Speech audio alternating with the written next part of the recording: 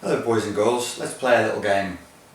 I want you to imagine, for the sake of argument, as a philosophical exercise, that I have shown you a drawing of a house. I've given you the architectural map of a house. So you know, you've scanned it into your mind, you know where the front door is, you know where the bedroom is, you know where the bathroom and the kitchen is, you know where the living room is, and you know, in theory, how to get out the back door. And you've got this map running inside of your head. And imagine that you're blindfolded and I put you in that house and I say to you, you have 30 seconds to find the kitchen or I'm going to give you a slap. And you go to the map in your head, you're blindfolded, and you go, where's the kitchen? Right, I remember where the kitchen is.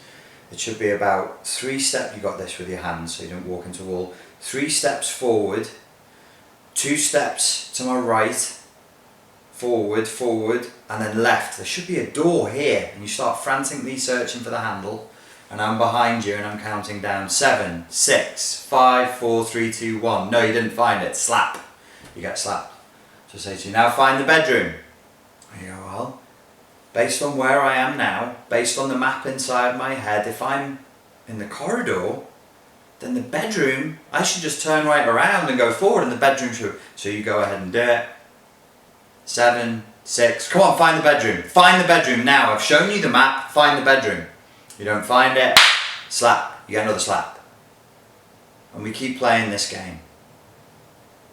Eventually, you're going to get confused. Eventually, you're going to get exhausted. Eventually, you're going to get anxious, jumpy, paranoid. Imagine for a second that I'm Morpheus and I gave you the red pill to wake you up out of the matrix.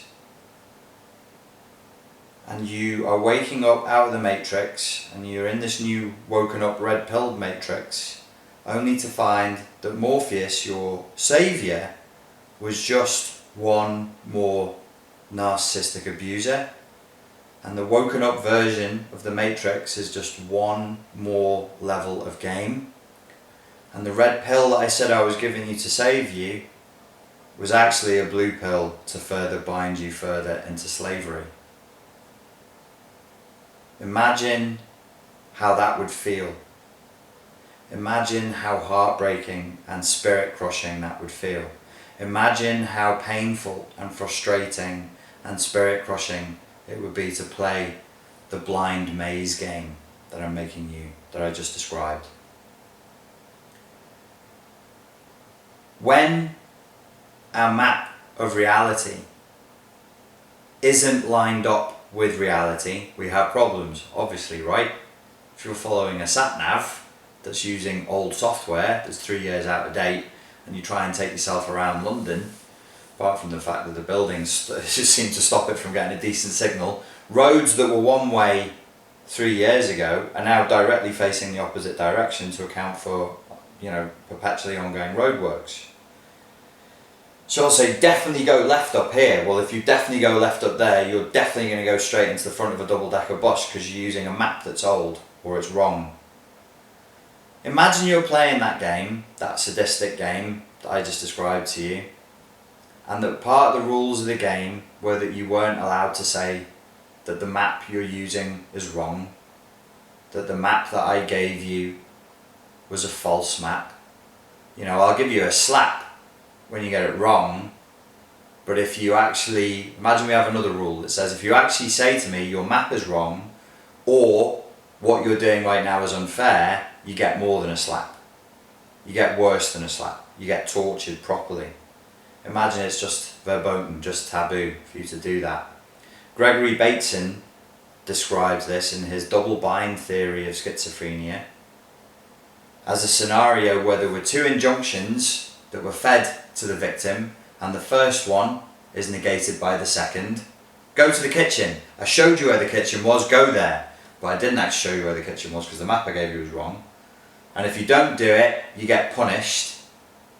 And And if you state the scenario, if you say, this is unfair, the map you showed me must have been wrong, let me take the blindfold off, you get punished even worse, that's a double bind theory. That's the double bind.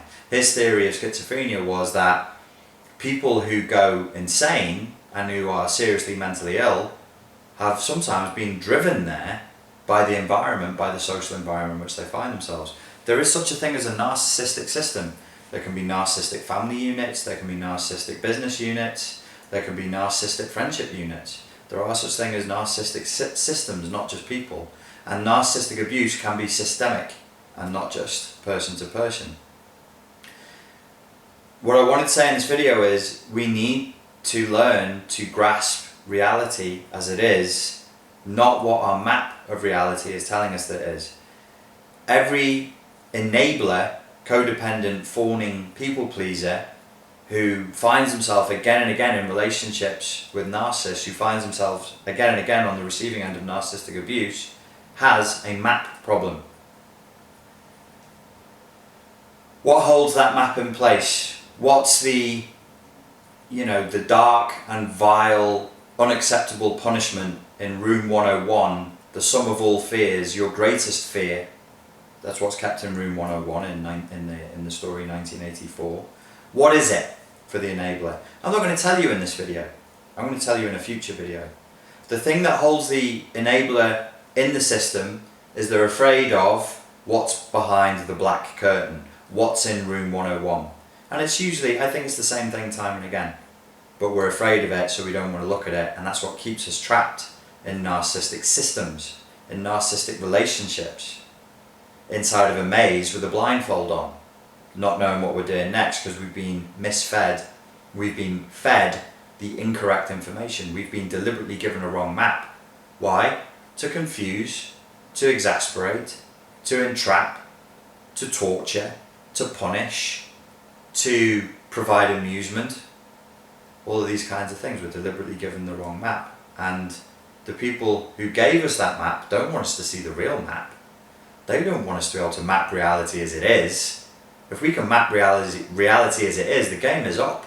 It's over, and they know that. They know they need to keep you asleep. A good zombie witch doctor needs to keep his zombies or her zombies nice and asleep. They need to keep you fed on their bullshit narrative of what's really going on. But what if Morpheus is a bad guy? What if your saviour is actually your tormentor? And what if that red pill was actually the blue pill the whole time? Then you've got a problem. Then you've got a next level of heartache and of narcissistic abuse recovery to go through, because it's going to feel to you like a hopeless situation in which the corruption, the software virus has gotten into everything. Your situation is going to feel fairly hopeless, right? So the map is not the territory. You've got to get familiar with the reality of the situation that you're in. You will not heal unless you are familiar with it. You will not heal unless you interface with and interact with the reality of the situation that you're in, no matter how painful it is. And you need to be aware that what is keeping you in this maze, this blind maze, in a false map of reality, bumping into things and hurting yourself, is fear. It's the fear of what is in room 101, the ultimate fear. It's the fear of what is behind the black curtain. Yeah, okay, this is a torturous game. You don't like being slapped when you're blindfolded. You don't like being given tasks to do that are undoable. But do you want me to open the black curtain? Do you want me to go into room 101? Do you want to go into room 101? No. Well, then you stay playing this game. Now, you don't know that you've done that. You don't know that that interaction has happened. But as I'm saying it to you, and as many people as they hear this, they'll become upset. The upset and the emotion that you feel is an indication of the fact that what I'm saying is true, and it's a good metaphor for what you've actually lived and what you've actually experienced. I will tell you on the next video what's in room 101 and what's behind the black curtain. But for now, I just want you to think about it. I just want you to think, what could it be? What could it be that I'm so scared of that I would stay in these ludicrous systems, trying to do the undoable, being punished by people who are bullies and cowards? They're not apex predators. They're not alpha males and alpha females. That's just their bullshit. That's just their game. And we know it's bullshit because other people have seen through it, haven't they? Other people have been told this narrative of who the person is and rejected it and gone, no, this is nonsense. I don't want anything to do with you, and completely rejected them.